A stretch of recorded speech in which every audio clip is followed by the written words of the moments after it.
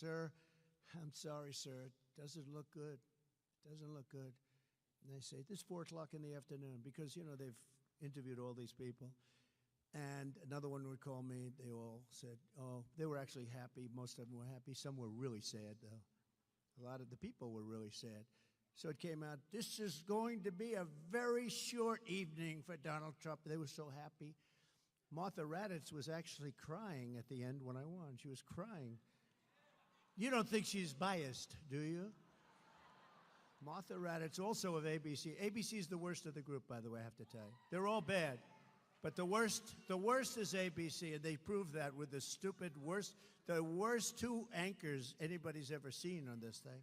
They were the worst. At least they shouldn't have been so obvious, right? Libby. So anyway, so I walked out, and the people walked in, and I was getting calls that thousands of people all over the country. I'm sorry, sir, I'm sorry. Then one guy calls me up who's a political, brilliant guy, and he said, sir, and I went to see, I don't think I've ever told this story. I went to see our great First Lady, and I said, darling, I got home from Michigan. I was in Michigan last stop. And I got home from Michigan at like 4 o'clock in the morning. I had a rally. We had 42,000 people. At 1 o'clock, I did 7 rallies. I started in Florida. I went from Florida, where it was 88, to Michigan, where it was 20 degrees below zero. I said, if you don't catch a pneumonia in this business, you're never going to catch a pneumonia, right? But I went to our great First Lady, and I said, darling, and I felt okay. It was amazing because the athletes, they say, I left it on the field. I left it all on the field. Well, I did, because I did 7 major rallies for 2 days, 7 each. Who the hell can do that? People were saying nobody else could do it. You think Biden could do it? I don't think so. I don't think Biden would do 7. I don't know if he'd do 1. He'd do 1 that would last for about 3 minutes. Now, we did major rallies, speak for an hour, hour and a half sometimes, go to the next state. We got all up and down. We went off everywhere. But this one guy calls up. So everyone had called me. I had a young gentleman in my family came to see me. Sir, you haven't lost, but it's not looking good. This is at 5 o'clock in the afternoon on election day, right? And I said, it's all right. Don't worry about it. So I went to see my wife, and I said, I don't feel the way I thought I'd feel. I thought I'd be like devastated, but I left it all out. And if we don't make it, but it looks not good. She said, does it look like you're not going to win? I said, it really looks that way. And we'll get by it. It's one of those things, but I was very disappointed. But I just felt it wasn't like, gee, if only I worked a little bit harder, because humanly, you couldn't work harder. Then about 5:30, I get a call from a very smart political guy. And he goes, sir, I'd like to congratulate you. I said, on what? He said, you won this election.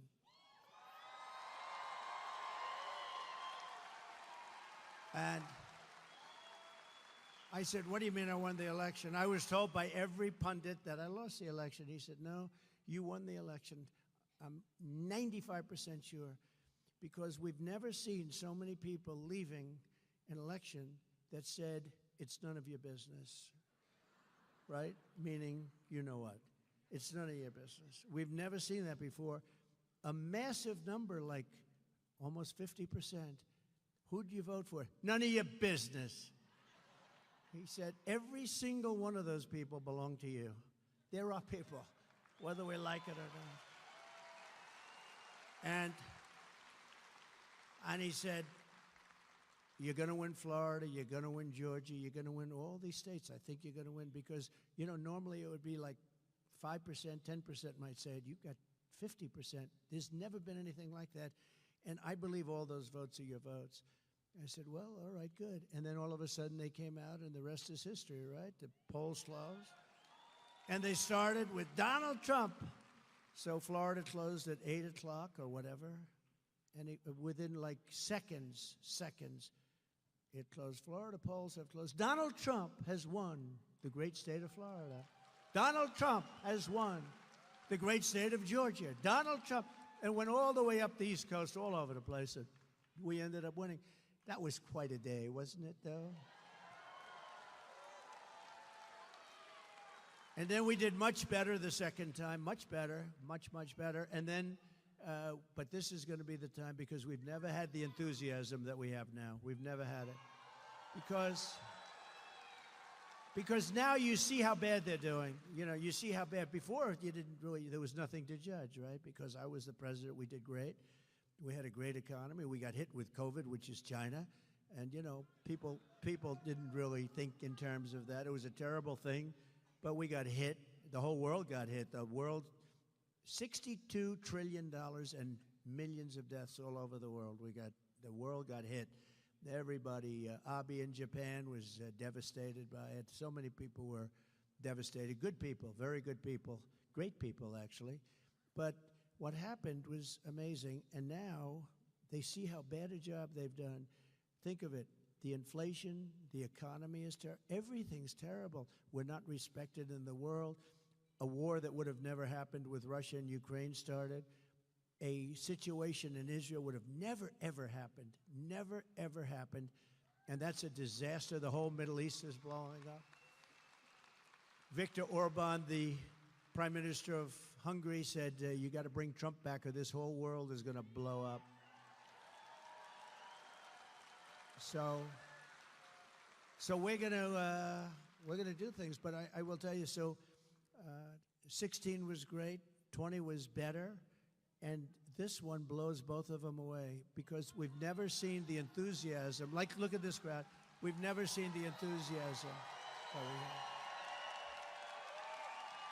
So I'm pleased to be joined this afternoon by the next senator from Arizona, and we're going to call her a different name. She may be angry. I haven't told her this, but she may be angry. She may never speak to me again, but I'm going to give her a different name because, you know, she's very strong on the border. She knows the problems that you're having in your state. Arizona's got tremendous problems with illegals coming in from all over the world and just pouring in and, you know, by the way, taking Hispanic jobs, taking African-American jobs, taking people that have been here a long time, citizens, taking the jobs.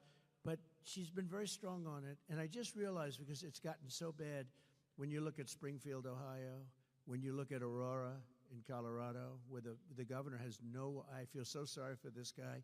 He has no idea what to do. He's a Democrat, so, you know. He has no idea what to do about it. He's devastated. He's afraid to do anything. But if you look, the Venezuelans have taken over. I mean, and they walk in with guns, the biggest guns that I've ever seen. They had guns that were Supreme. They call them Supreme guns, AK-47 Supreme. They have stuff. I don't know where the hell they get this stuff. They come in. They've taken over buildings. They're in the real estate business, let's put it that way. And that's just the beginning. It's going to get really bad, okay? And, you know, you have a sheriff with a deputy or something, and you got 30 guys with AK-47s and all these horrible, I mean, big stuff. And they're taking over.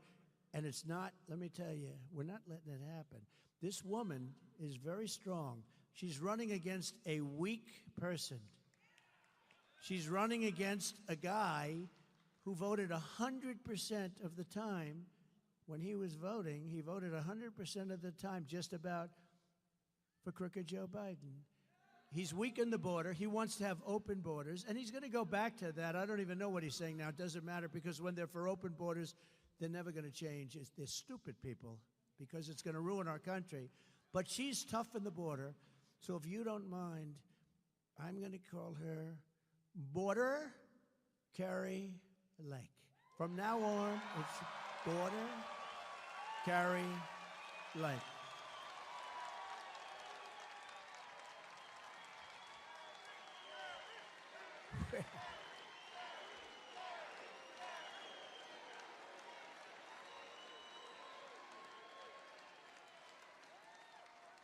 She's a fantastic person. I've known her a long time.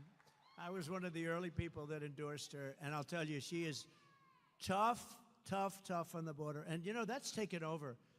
I think in 2016 I won maybe because of the border. I don't know, the economy, the border, whatever, but a lot of it was, but the border, and I fixed it. And in 2020, I couldn't talk about the border. My people would say, sir, you're wasting your time talking about the border. I say, well, wait a minute. I fixed the border. I want to talk about it. Nobody wants to hear it. You know, once it's fixed, nobody wants. I made that border so strong, and I couldn't talk about it. But let me give you the bad news. That border was 1/100th of what it is now. That border was, when I took over, it was bad. But it was just a fraction of what now. It's horrible and dangerous, and we're ruining our country. We're destroying. So Carrie told me that she's going to be focusing on the border, right? And she is, you're going to get it fixed, right? You're going to get it fixed? And she's going to get it done. She's tough. She's tough on the border, though. It bothered her from the first day you started having the problem. She would have done it as governor, and that race was a very sad race because she did great. But she would have done that as governor. But she'll do it even more so, in a sense, as senator, and she'll fix your border, and she'll be working with me on doing it.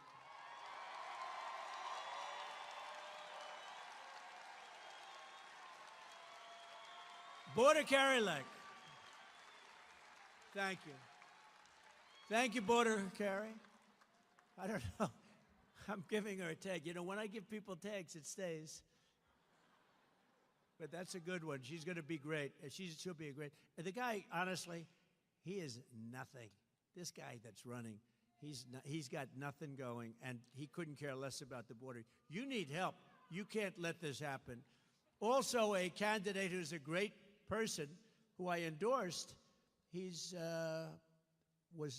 did a fantastic job of everything he's done. Now he's running, as you know, for Congress. He's doing really well. Won in the primaries, tough races. Won in the primaries. He's somebody that really seems to be able to get the job done, like very few people that we all know. But Abe Hamadeh is here someplace. He's a tough cookie.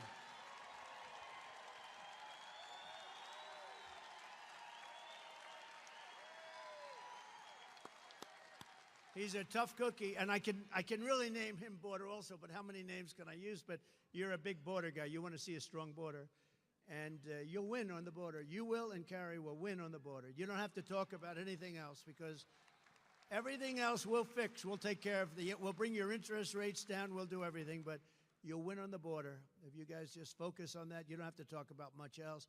There's a man that's going to help you a lot on the border, too. He's a fantastic friend of mine, Art Del Cuello.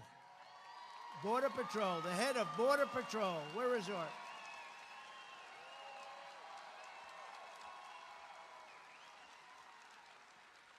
He's a good guy, too.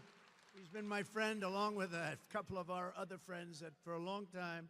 And, you know, they endorsed me years ago, and they've never taken it back. And I saw that Art and his people go on television. They say there's only one man going to be able to do this border. And I appreciate it, Art. We won't forget it, Art. Thank you, man. Thank you. Thank everybody else, too, Art. Appreciate it.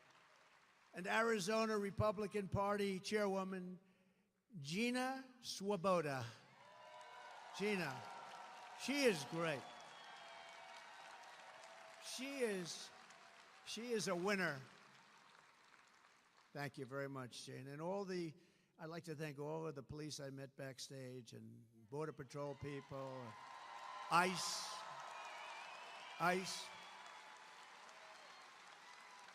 That's great to stand up for them. They go through a lot. That's great. Look at that. Look at that, Art.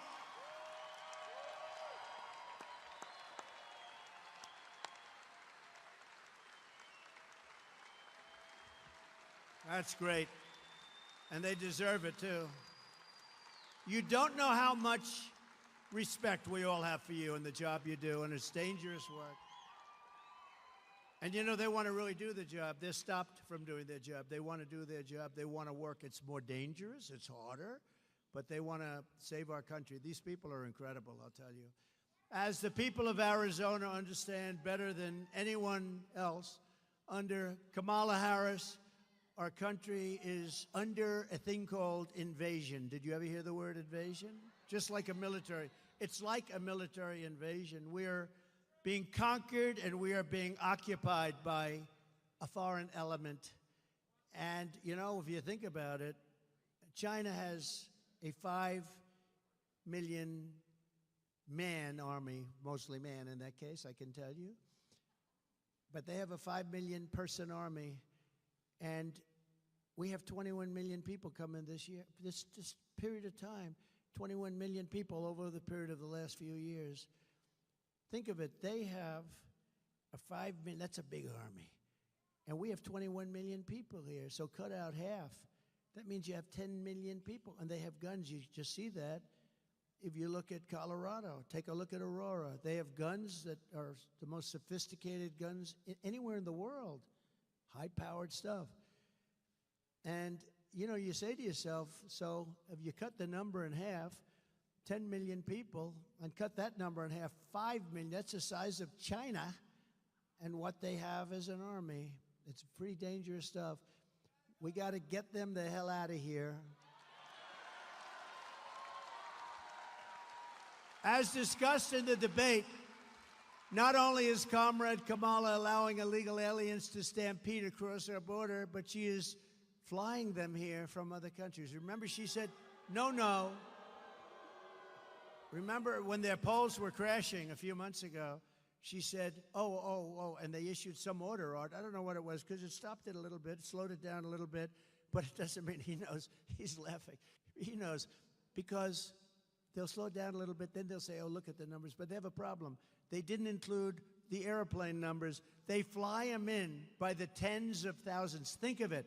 They're trying to say they're into the border, and yet they have airplanes, beautiful airplanes, going and picking them up and dropping them into the middle of our country, where I would say that the states, it means we really have 50 border states. No, they're dropping them into the middle of our country all over the place.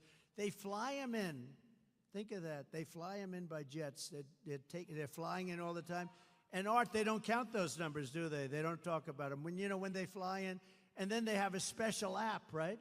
They have an app where the cartels are allowed to use the app to get their people in. Do you believe this? It's an app for cartels. So the illegal cartels that are among the richest people in the world, by the way. You know, we think we have a lot of wealth. Well, take that 400, the Forbes 400 or whatever it is. Forbes isn't doing so well anymore. But take whatever the hell 400 they have. These guys would qualify. In many cases, they'd be a hell of a lot richer. The cartels are using this app, think of it, to bring thousands and thousands of people here illegally. Over the past 3.5 years, Harris-Biden administration has resettled 500,000 illegal immigrants from the failed state of Haiti, which is a totally failed country, very sad situation, into American communities, including over 200,000 who Kamala has illegally flown into the United States by airplane. Think of that. And they're coming out of Haiti, and they're coming out of other failed countries at levels that nobody has ever seen before. In addition to Aurora, Colorado, there's a place called Springfield, Ohio, that you've been reading about. 20,000 illegal Haitian immigrants have descended upon the town of 58,000 people, destroying their entire way of life. This was a beautiful community, and now it's horrible what's happened. Enrollment on the state's Medicaid and food assistance programs have soared. Motor vehicle accidents have skyrocketed. Recording of 911 calls even show residents are reporting that the migrants are walking off with the town's geese. They're taking the geese. You know where the geese are? In the park, in the lake. And even walking off with their pets. My dog's been taken. My dog's been stolen. This can only happen. These people are the worst. I'm telling you, Biden and Kamala, this is the worst combination in the history of our country. The only one happy is Jimmy Carter, because he's no longer referred to as the worst president in history. Not even close. Likewise, the small 4,000-person town of Charleroi, Pennsylvania. Have you heard of it? Charleroi. What a beautiful name. But it's not so beautiful now. Has experienced a 2,000% increase in the population of Haitian migrants under Kamala Harris. So Pennsylvania, remember this when you have to go to vote. Okay, just remember this. 2,000% increase. This is a small town. All of a sudden, they got thousands of people. The schools are scrambling to hire translators for the influx of students who don't speak not a word of English, costing local taxpayers hundreds of thousands of dollars, and the town is virtually bankrupt. This flood of illegal aliens is also bringing massive crime to the town and every place near it. Earlier this year in Massachusetts, one of the Haitian illegals who Kamala flew into America was charged with raping a 15-year-old girl and badly hurting that girl. Also in Massachusetts, a Haitian migrant was charged with raping a pregnant woman and beating her very badly. Yet another Haitian migrant who she imported was arrested for molesting a 10-year-old child who lived right next door. The child next door was badly hurt. In New York this year, an illegal brought in through Kamala's migrant phone app was charged with savagely murdering his two roommates. He had two roommates set up by the people that set that up in this country. Welcome. They go, welcome. What would you like? Oh, I'd like to have a nice room. Okay, we'll give you two roommates. Viciously stabbing them to death. But these are just a few of the many stories. There are hundreds and hundreds. There are thousands of stories. They're coming in from all over the world, from prisons and jails, from mental institutions and insane asylums, and many tourists at numbers that we have never seen before. You've never seen these numbers before, Art. You never saw these numbers before. Have you? You've never seen anything like this. This is unique, at least with you. It's unique. We cannot let this happen to our country. It will not end well unless Donald J. Trump is elected the 47th president of the United States.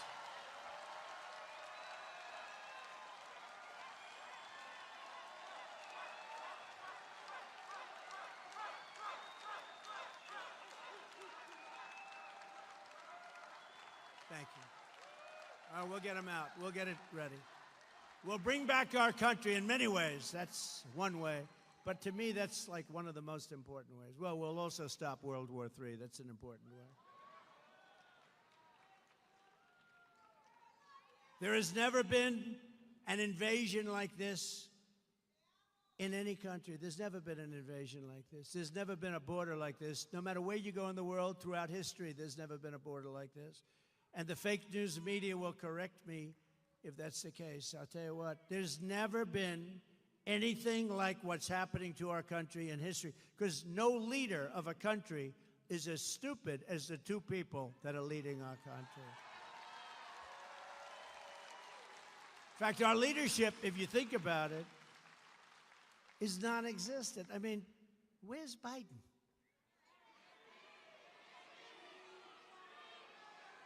Do you think he lies awake at night, turning and tossing on finding a way to stop the horrible war between Russia and Ukraine? I don't think so. He hasn't spoken to Putin in years. I will get that war settled as president-elect.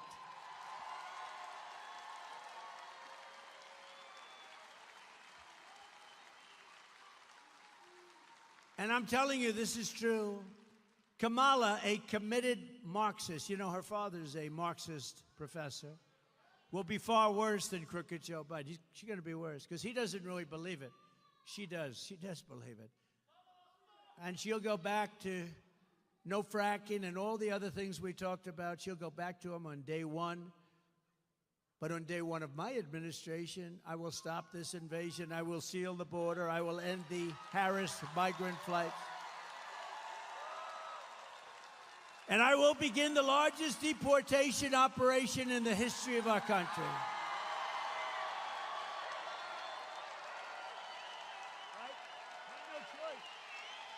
We have no choice.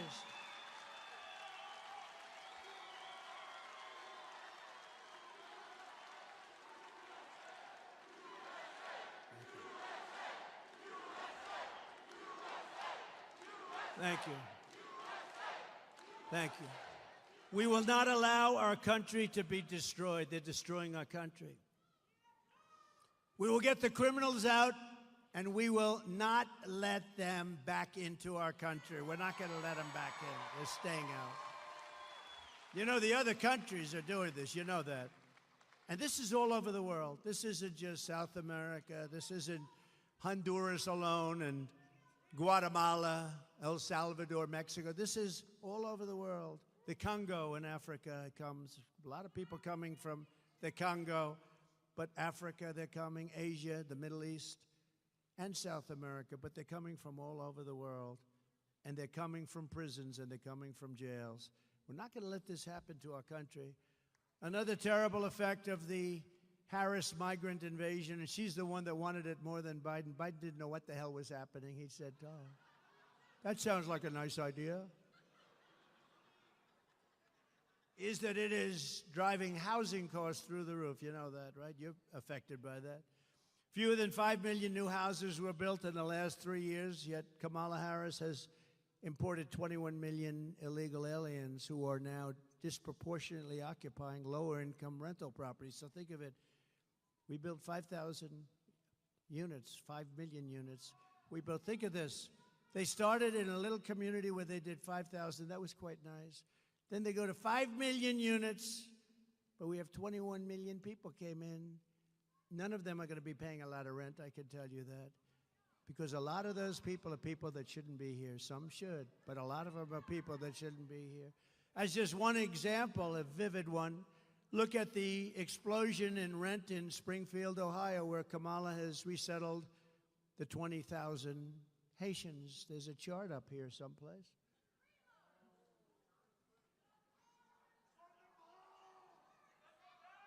I don't like that as much as the chart that I had in Butler, PA. That was my fault.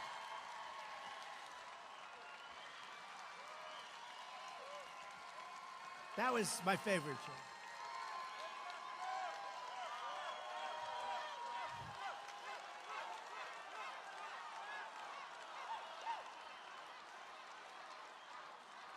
No, that was my favorite chart. We still have that. That was a great, beautiful chart. The red, the yellow, right? And the blue. That was my all-time. That is going to be my all-time favorite chart. I don't care what chart I look at over the years. I will sleep with that chart every single night. But look at the numbers and look at the way those lines are. They're totally out of control. When I return to the White House, we will require that all companies receiving federal housing subsidies to verify citizenship. We're going to verify citizenship. We're going to make sure that it's a legal residency. And as a condition of their rental agreements, they're going to have to do all of it. Taxpayers will not subsidize apartment rentals for illegal aliens, and we will not permit illegals to drive up the cost for Americans in need.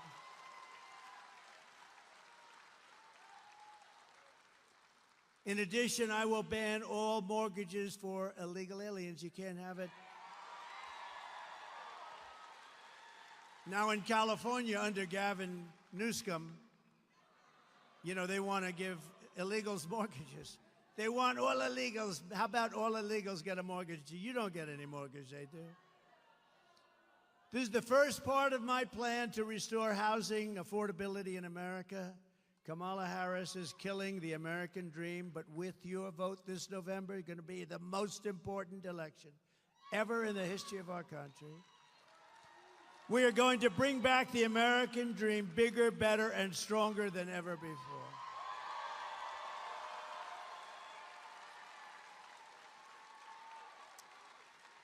Going to bring it back.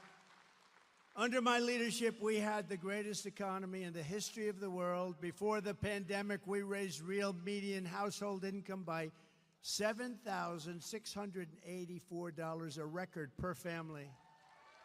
We achieved the lowest Hispanic American unemployment rate and the lowest Hispanic American poverty rate in the history of our country. And Hispanic American household wealth and home ownership reached the highest level ever recorded. Thank you very much. I like you. But now Arizonans are experiencing an affordability crisis, and this is a crisis of historic proportions. Do you agree? You know that. You know what's going on in this area in particular. Today, not a single major city in Arizona is considered affordable, not one.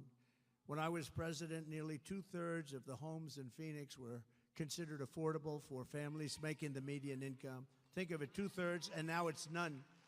Today, the number of homes that are affordable for those middle-class families is down to a number that you don't even want to hear. It's almost like nothing. Here are the other pillars of my plan to end this nightmare and help millions of Arizona families afford the house of your dreams. We will rapidly reduce inflation by slashing energy costs. We're going to slash energy costs, taxes, and we are going to slash regulations. By quickly defeating inflation, we will in turn bring interest rates down very fast. When I was president, interest rates were hovering around 2%. You got a mortgage. Oh, look at that guy, the big guy. Stand up. Look at the shoulders on him.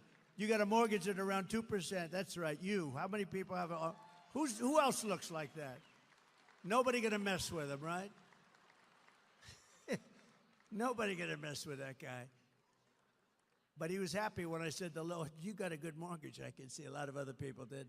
Today, the mortgage rates are at 10%, 11%, 12%. You can't get the money. We're going to bring it down very fast. We're going to bring energy down. We will drive down the rates so you will be able to pay 2% again, and we will be able to finance or refinance your homes drastically at much lower costs. You do a refinancing or a financing if you're looking. This step alone will save Arizona families between $800 and $1,000 per month on their mortgage for a typical home. Under Comrade Kamala Harris, your electricity bills here in Arizona rose an estimated almost 100%. It's the largest increase anywhere in the country. Did you know that? Congratulations, you're number one in the... Oh, that's right. That's not good. No, congratulations. You're number one in the country for the increase in your electric bills. What the hell is going on? As president, I will end the Harris-Biden war on American energy on day one, and under my plan, it is my goal to cut your energy costs by 50% in the first year.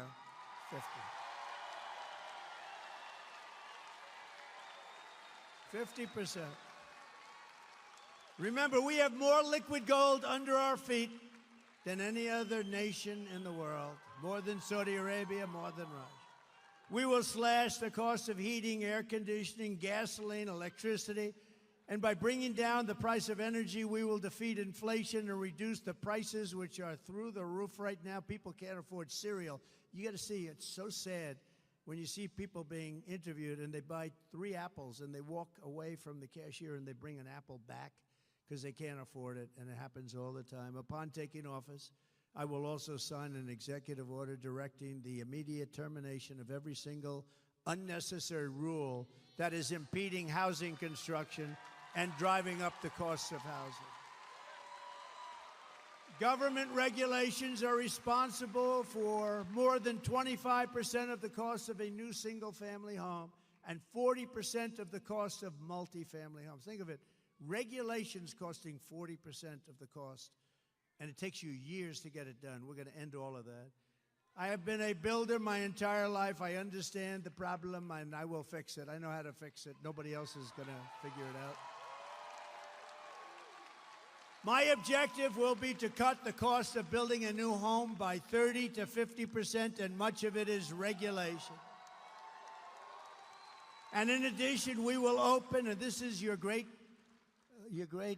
people in this state that are asking me so many times, so many people are asking me to do this. We will open up new tracts of federal land for large-scale housing construction so that we can get housing on the market. About 18% of all land in Arizona is owned by the Bureau of Land Mismanagement. It's actually management, mismanagement. I have to be careful because, you know, with the fake news media, I can go a whole speech. Stand up here largely without a teleprompter. I don't read them most of the time. But because you'd find it very boring when you read teleprompters. Run, spot, run. Remember I said that? But I could go a whole day. I could go stand up here, talk to you for 2 hours. If I mispronounce one word, like I called mismanagement, I said the Bureau of Mismanagement.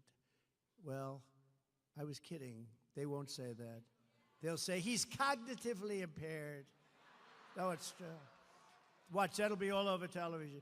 Sarcasm for me is the worst thing possible, because when I'm being sarcastic or say something kiddingly, like even the other night, I was talking about how much we won by a certain election a few years ago, and I jokingly said, they won by just a little smidgen. Is it true that you think the election was close because you said just, I said, yeah, I was being sarcastic. It's not good when I imitate Joe Biden not being able to find his way off the stage, which happens all the time. No, it happens all the time.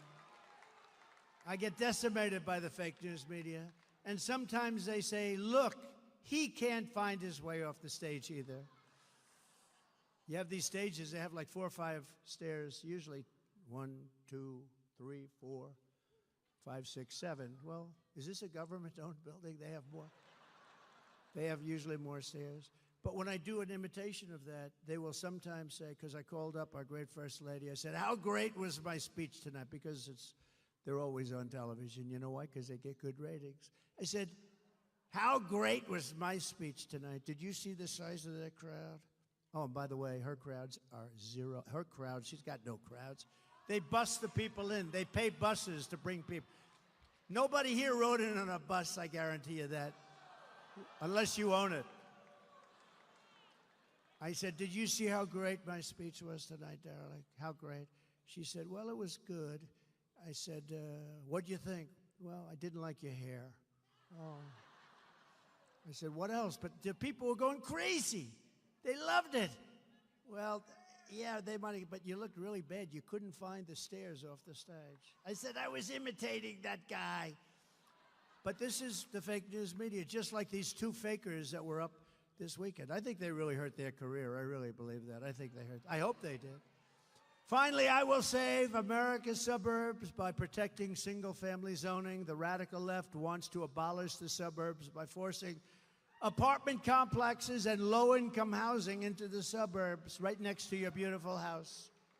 Right next, you have a beautiful house and they want a nice low-income building to be right next to you. I will end this Marxist crusade. I did it, you know. I did it 5, 6 years ago. I did it.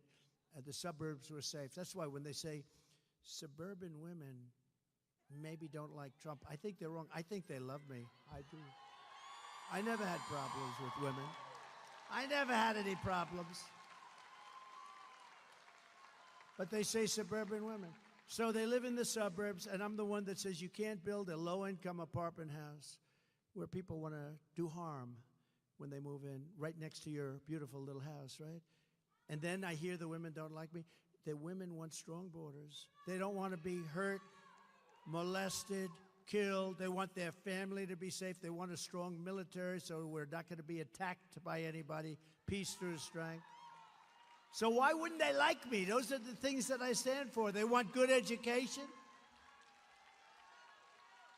And I'm for choice. They also want choice. Choice is a big thing in education. To get even more relief to American workers, I will massively cut taxes for working families, and we will have no taxes on tips, no taxes on Social Security benefits.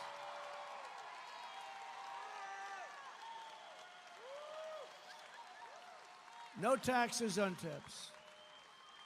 You remember a few months ago, I announced there will be no taxes on tips. A couple of weeks later, she goes, I'd like to announce that there will be no taxes. Well, why didn't they do this before? In the meantime, they are putting in legislation to make it impossible for these people to avoid paying taxes on the tips. So I don't know what they're going to do, but I think it was a little bit of a copycat, you know, a little bit of a copycat.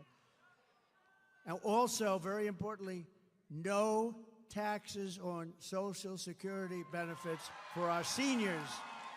That's a big deal. I don't know, maybe that's even a bigger deal. But I have a big one coming up. So you have the privilege of being the first to hear this, because I'm also announcing, and you remember that, seniors, when you go to vote, because you know what? You've been eaten alive by the stupid inflation caused by energy and caused by their overspending foolishly, this stupid spending. The Inflation Reduction Act, they call it. And then they said, well, it was a lie. It was really part of the Green New Scam. Okay? Remember that? They said it was a lie. It was a massive spending, trillions of dollars, and it caused inflation, but it also was helped, inflation, by their stupid energy policy. And just so you know, they're doing about what I was doing, but that was 4 years ago, 5 years ago. I would have had it quadrupled by now. They're doing the same thing as I was doing many years ago, but they had to. They were cutting it like crazy. They lost Anwar, the biggest site in the world that I got, Ronald Reagan couldn't get, nobody in Alaska. And they went out and it was terrible. Remember the first part where it was $5, $6, it was going through the roof? And he said, bring back the Trump plan. What did they do? So they got those rigs going again, and we had sort of similar numbers, but mine would have been 4 times, maybe 5 times higher by now. And what they have is they're just steaming along. And let me tell you, if they won the election, right after the election, they're ending all fossil fuel. You're not going to have any, and you're going to find out what bad living is. Today, I'm also announcing that as part of our additional tax cuts, we will end all taxes on overtime. You know what that means? Think of that. Think of that.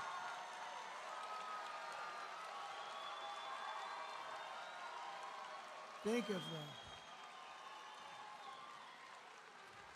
That gives people more of an incentive to work. It gives the companies it's a lot easier to get the people. And, you know, I went to some economists, great ones, and I said, what do you think? They said, it would be unbelievable. You'll get a whole new workforce by doing that. No taxes on overtime. The people who work overtime are among the hardest working citizens in our country. And for too long, no one in Washington has been looking out for them. Those are the people. They really work. They're police officers, nurses, factory workers, construction workers, truck drivers, and machine operators. It's time for the working man and woman to finally catch a break, and that's what we're doing, because this is a good one. And I think it's going to be great for the country. So that's why we will be saying that if you're an overtime worker, when you're past 40 hours a week, think of that. Your overtime hours will be tax-free. Okay? Good? You're going to have it, too. And unlike Biden, where he tells you that you don't have to pay your school tuition and he gets rejected, then he goes again and again. Now it's totally gone. Or as they say in politics, it's debunked. It's gone. That was terrible. You know, he kept saying to these students, no more loans, no more loans, which was very unfair to the millions of people that actually paid off their loans over the years. Some of them took 20 years to pay them off, but that's a dead deal. That's totally dead. You know, they tried to revive it 2 weeks ago. That didn't work out too well. That's a totally dead deal. But these will be 3 things that will get done. So if you think about no tax on tips, think of that. Think about this, and the Social Security for our seniors, because the seniors have been destroyed by inflation. It's unfair. And this is like a whole new life for them, because you're talking about a lot of money. So no tax on Social Securities for our great seniors. And this last one is no tax. You work your ass off, no tax on overtime. And that's so good for the employers. One of our economists said, I think that's actually going to bring money into our economy. You know, when I cut taxes, we had the largest tax cut in history. And when I cut taxes with a much lower rate, the following year, we took in more money than we ever took in with a much higher rate. The jobs, people work, by a lot. But this is how we will end the era of inflation, mayhem, and misery under the Kamala and Crooked Joe regime, and unleash safety, prosperity, and peace for Americans of every race, religion, color, and creed. Together we will deliver low taxes, low regulations, low energy costs, low interest rates, and low inflation so that everyone can afford groceries, a car, and a beautiful home. We will stop the invasion and end migrant crime, support our police, strengthen our military, build a missile defense shield over our country. Much of it will be made right here. Ronald Reagan wanted to do it many years ago, but we didn't. Honestly, we're lucky we didn't, because we didn't have the technology. Now we do. You see in Israel how it works, and we're going to have the biggest and the best. We make it. We're going to all make it, and a lot of it's going to be made in a place called Arizona. Is that okay? We will keep critical race theory and transgender insanity out of our schools.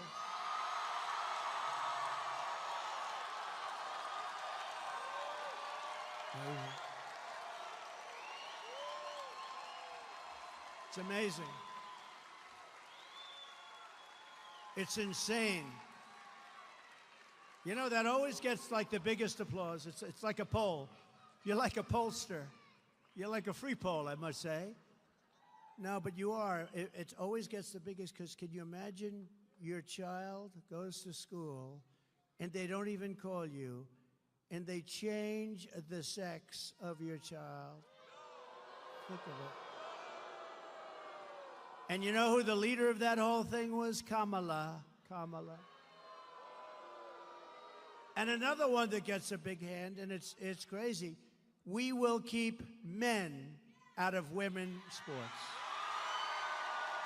How simple. How simple. How simple is that? Did you see the Olympics recently? It was pretty good. But they had the prize fighters, the fighters. And they had the women's fighter. They now have women's boxing. That's a big step, but they have women's boxing. And you had this beautiful young woman from Italy, and she was fighting against a man who transitioned. And there were two of them that transitioned.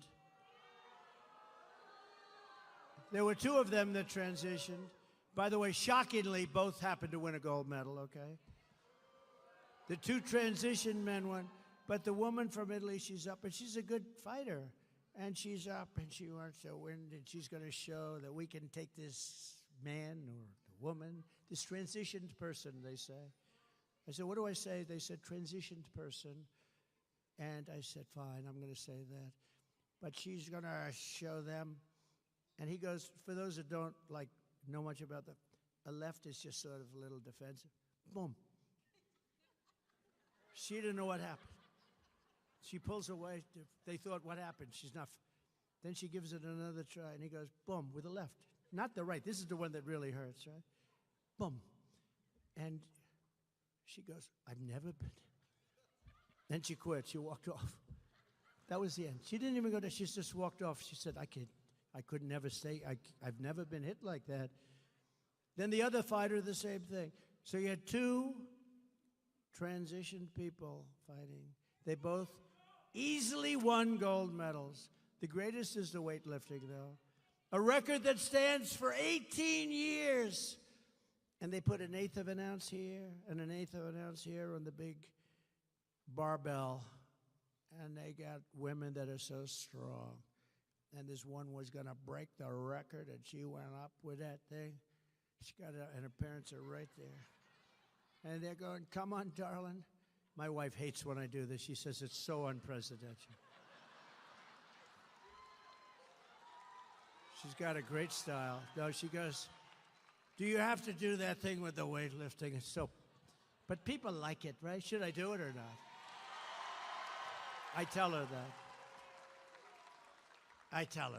I said, people love it, but she gets it up here. The parents are right where you're sitting. These beautiful women up here. The parents, mom, dad, they're so proud. She gets, come on, baby, you can do it. You saw it. Boom. Can't do it. She couldn't get it up. Then a guy comes up. They asked him outstage, have you lifted before? Not much. No, just sort of started. And he said, oh, good luck, sir. I mean, ma'am.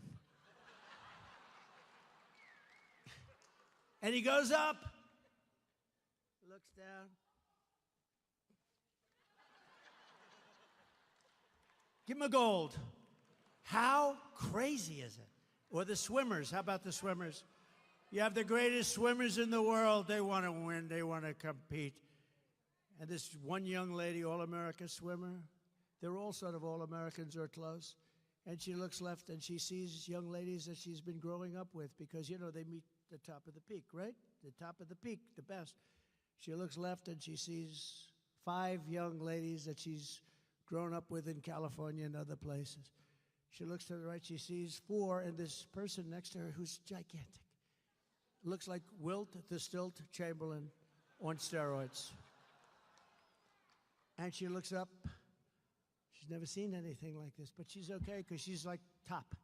And she's going to break that record. She's going to break the Olympic record. This guy had a reach that nobody has ever seen before. So he gets in and he jumps in, they jump in that pool, and she's swimming like crazy. And as you know, you probably heard, they had to take her out. She was seriously injured. You know what injured her?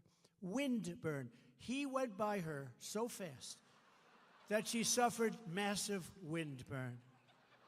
Very serious problem. He won by a lot. In fact, he was having lunch while the other young ladies were coming. He was enjoying a nice lunch as the rest of them were swimming in. How demeaning to women, right? Demeaning. How ridiculous. How demeaning to women, like they have wrestling. Stand up again. Will you stand up? Right there. You with the Trump. How the hell could a woman... Is there any woman in this audience that wants to take this guy on? All right. No, I love that guy. He wears anybody wears a Trump shirt, I like that guy. He looks okay to me. We will defend the Second Amendment, restore free speech, and we will secure our elections.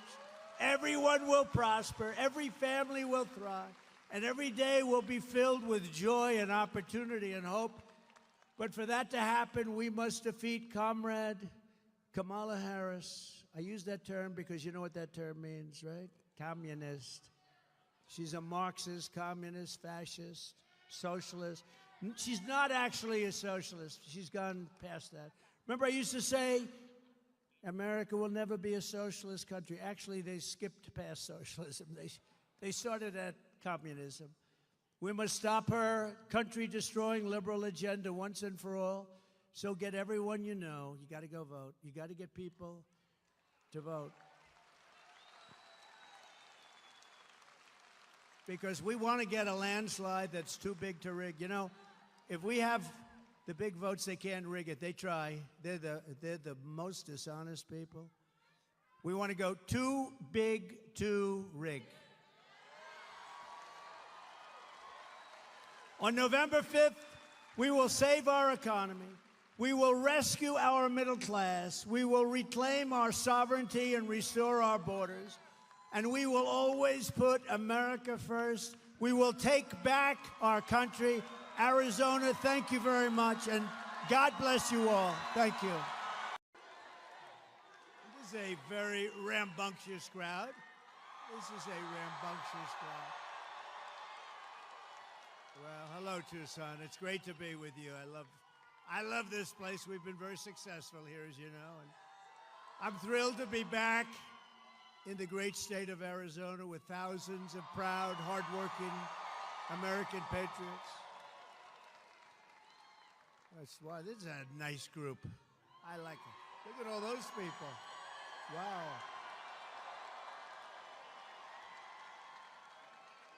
As everyone saw 2 nights ago, we had a monumental victory over Comrade Kamala Harris in the presidential debate. We won big with independent voters, moderates, Republicans, and working people all across this nation, putting forward a clear vision to, very simply, make America great again.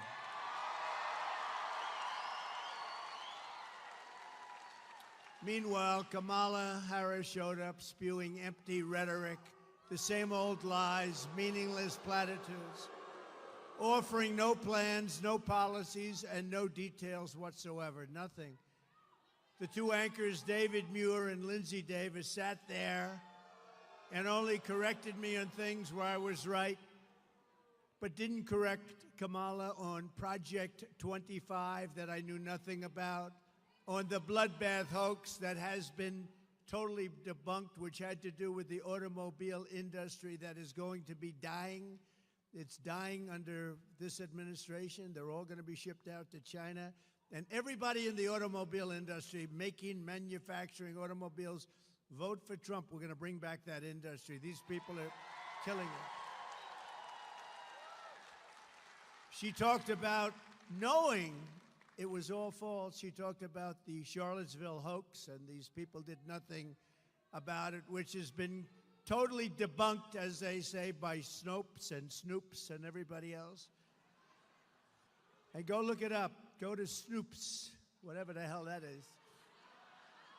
Now, I hear that's a liberal site, and they came out totally in favor of me. That's got to be a bad thing, but they said they gave you total phony stories. Kamala Harris said that no state allows abortion in the 9th month, which is a complete and total lie. They do. They do. And even after birth in some cases. She claimed, I want to monitor women's pregnancies. I don't want to do that. I don't want to. It's a total lie. I don't want to do that. Women, I won't be following you around to the hospital, monitoring. No, she made it up. She's a liar. She doesn't work at McDonald's. She said she worked at McDonald's, right? Right? She worked at McDonald's, and she was working so hard. There's only one problem. She didn't work at McDonald's. She's a liar. Liar. She claimed that I want to deny people IVF treatment when, in fact, I want to require insurance companies to pay for it. And I came out totally in favor of IVF. That's fertilization for the men in the audience. I wish we got a lot of tough ones here. She claims she doesn't want to ban fracking when she said repeatedly over a 10-year period, I will not have fracking. Then about a little while ago, she goes, I'd love to have fracking. Her pollster came back and said, this is not good. In Pennsylvania, you want to ban fracking, that's not so good. That's a big part of what they do, right? And she came back. All of a sudden, she thought fracking was wonderful. Here's what happens with all of these things. Right after the election, she goes back to where she was. She claims she doesn't support mass gun confiscation, when in fact, she supported it entirely, and through her entire career, think of that, she wants to confiscate your guns.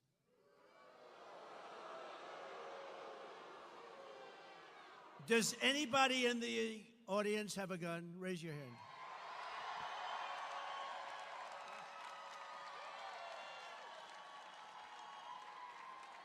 Would you mind if this lunatic knocked on your door? Hello, I'd like to take away your gun. Is that all right? Especially the women won't allow it. They're not going to allow it. That's unbelievable. What is that, about 100% of the audience? Let's go. Does anybody in the audience not have a gun? Wait, there's somebody.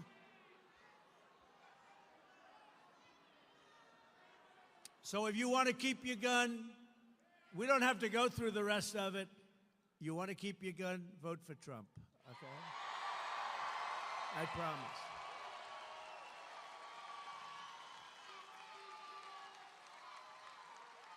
But, you know, she did something even worse than that. You know what it is? She was the leader of a thing called, a movement, Defund the Police. How about that? She was the leader of the movement to defund the police. Now think of it. Anybody that wants to defund the police, that's called, she's down and dirty left, okay? That's down and dirty. If she's in there for a week at defund the police, we don't want her to be president. We don't want her for anything, frankly. But all of a sudden, she says, no, I never said it. You know, she actually goes around saying she never said it. But we've got like 10 years of tapes where she's saying it. With the guns, with the fracking, with everything we mentioned. She had many years of tapes. But the public was not fooled. They saw right through it. Kamala's lies and unprecedented partisan interference of two low-life anchors. They're low-lives. For them to do what they did, and they wouldn't correct her on, like, Project 25. I don't know what the hell it is. I purposely have not read it. I could, but I don't want to, because they never had my authorization. And for them to allow her to get away with me, everything I said, well, we don't think it's true, like the crime statistics. The FBI didn't report the most crime-ridden cities. They didn't do it. They left out large numbers of areas where they had a lot of crime. So the numbers came in, they weren't up too much. And if anybody in this audience doesn't think there's more crime now, there's so much more crime now, but they gave false and fraudulent numbers. They did it with something else. 818,000 jobs. Think of it. They said they had 818,000 jobs that didn't exist. So your jobs numbers look better, but now they had to do. What happened is they were taken away by a leaker. Usually I don't like leakers, but I like this particular leaker, whoever it was. But when a prize fighter loses a fight, you've seen a lot of fights, right? The first words out of that fighter's mouth is, I want a rematch, I want a rematch. And that's what she said, I want a rematch. Polls clearly show that I won the debate against Comrade Kamala Harris.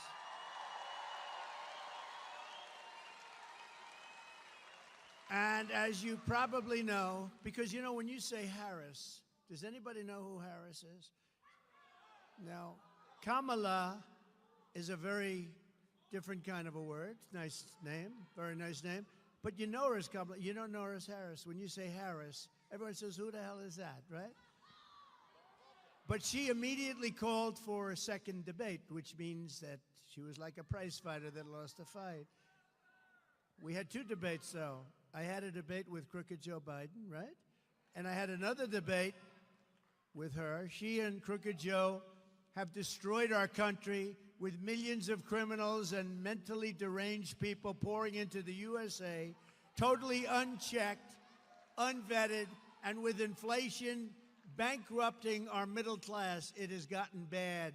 Everyone knows this, and all of the other problems caused by Kamala and Joe.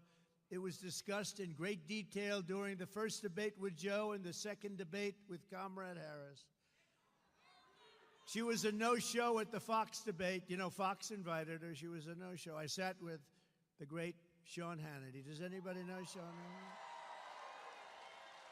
Good man. He's a good man. And I said, where is she? She didn't show, so we did a town hall. And he got great ratings on that town hall, I'll tell you right now. Got really great. Led all of television for the week. It's not bad, right? Simple town hall. Turned out to be, it turned out to be a town hall from what it was supposed to be, but she didn't show up. And refused also to do NBC and CBS. She went over to ABC, which in my opinion has taken a big hit because these two people were bad news. They kept screaming at me. I said, why are you screaming? I'm saying to myself, I'm looking at him. I always liked him. I'm not going to watch him anymore. I'm not going to watch him because he's not legit. What he did, I'm not going to watch him. And his hair's not as good as it used to be, you know? Kamala should focus on what she should have done during the last almost 4-year period. She kept complaining, well, you know, when I'm in, I'm going to do this, and I'm going to do that. And at the end of the debate, I said, why don't you just do it? You could leave right now. Why don't you do it?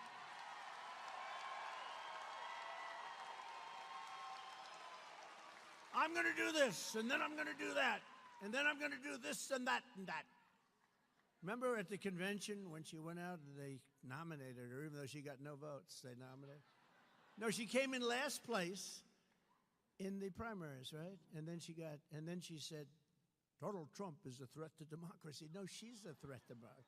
She is a threat to democracy. But do you remember when she went out and she said thank you? Do you remember that?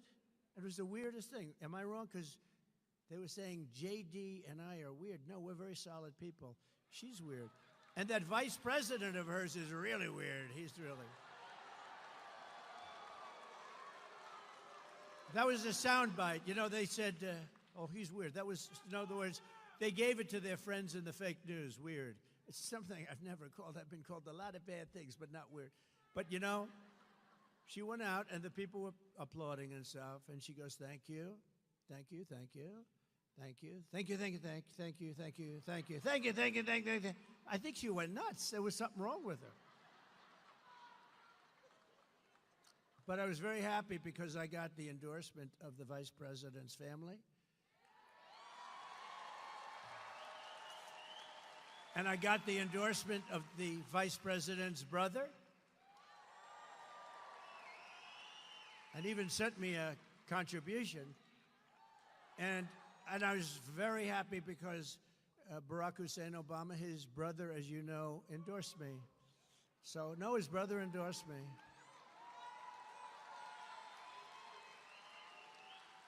That's not easy.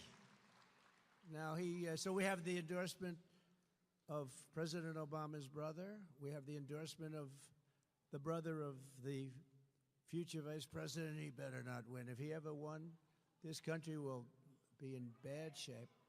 It's already in bad shape. 3.5 years of what they've done to this country, especially, look, we're laughed at all over the world. We would have never had the Russia-Ukraine problem. We would have never had October 7th, Israel, the attack on Israel. None of these things, and we wouldn't have had inflation. And we wouldn't have had that horrible, the way we pulled out in Afghanistan was so horrible. None of those things would have happened. We would have had a much different country. And we wouldn't have 21 million people in our country right now that shouldn't be here. That I can tell you. So because we've done 2 debates and because they were successful, there will be no third debate.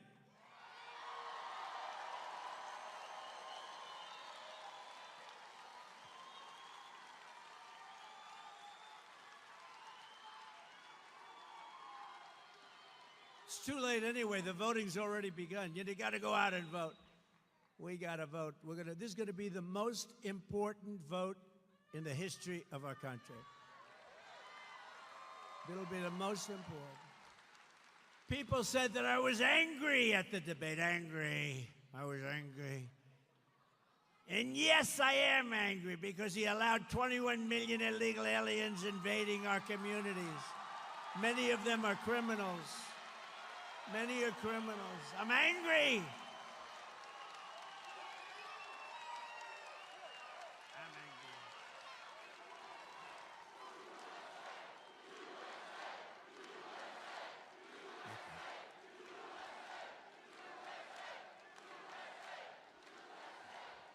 They said he's an angry person. No, they're destroying our country. I don't like. She's smiling. All practice, right? Did you see her? She's like we're talking about a border invasion, the likes of which no country has ever suffered, and she's like this. But I am angry about Venezuelan gangs taking over Aurora, Colorado, and illegal Haitians, and he came in, illegal Haitian migrants taking over a beautiful place. It was so beautiful. Springfield, Ohio. I was there. I campaigned there a while ago. Springfield, it was so beautiful. Now it's just, what a place. Can you imagine you have this small little community, all of a sudden you have 20,000 illegals in your community. Nobody knows where they come from. I'm angry about young American girls being raped and sodomized and murdered by savage criminal aliens. I'm angry about rampant inflation destroying our middle class, and the American people are also very angry about that and every other thing that we've had to endure for 3.5 years. That's why 54 days from now, we are going to tell Harris that we've had enough. Our country can't take it anymore. We're going to go, Comrade Kamala Harris. You've done a horrible job. You've been the worst vice president in the history of our country. You had no chance of getting this position. You shouldn't have had it. You got no votes. Whether you like Biden or not, he got 14 million votes. She had none, not one. We're going to go, Comrade, you're fired. Get out. Get out. Get out.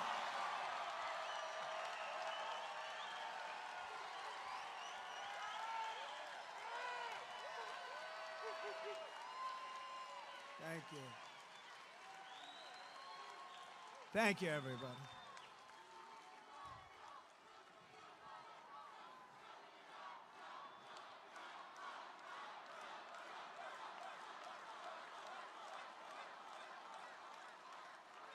So, thank you. Wasn't The Apprentice a great show, though? Do you think if I didn't do The Apprentice, because that's a big question, because a lot of people in Hollywood are blaming themselves for this. They're saying, if we didn't do The Apprentice, he wouldn't be. But, you know, they all vote for me, you know that, because they want to pay low taxes. They talk about, no, we don't like Trump. But when they go to vote, they go, anybody watch? It's true. They want low taxes, no crime, great schools, strong military. They don't want a border invasion. They don't want people pouring across the border illegally from prisons and places. So they go in, they say, no, I'm not for Trump at all. I will never vote for him. Then they go in.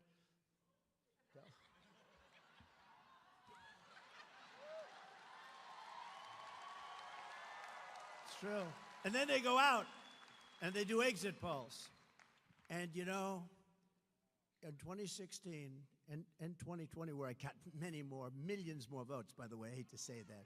They say, oh, that's a conspiracy theorist. No, it's called, I got more votes than any sitting president in the history of our country. And they said we lost. I was told if I got 63 million votes, which is what I got in 2016, you can't lose. Just get 63. I got close to 12 million more votes than that, and we lost, but we didn't lose. And we're never going to let that happen again in this country. We're never going to let that happen. We can't let that happen again. But when they had exit polls, 2016, and they said, oh, he's getting killed in the exit polls, and I remember NBC and that stupid ABC that did this horrible debate. Those two people should be fired as an anchor. A couple of more years, they'll be fired. And she was nasty. She looked at me with hatred in her eyes. And him, he's a nice guy. I mean, they were told to do it by George Slobodanopoulos, who's in the group, right? George Slobodanopoulos. But on the exit polls, so people are walking out and they're saying, would like to know something, sir. Who'd you vote for? And they'd say, Crooked Hillary or Trump, right? But so many of them, like almost 50%, said, none of your business who we voted for. They have a tougher word, 2 words, not like Biden, 1 word, and then he gives 2. 2 words. They begin with the letters F-U. That's what they say to the people. F-U. I would never say them because we have a lot of young people here. My audience they've gotten younger and younger. Do you notice that? Younger and younger.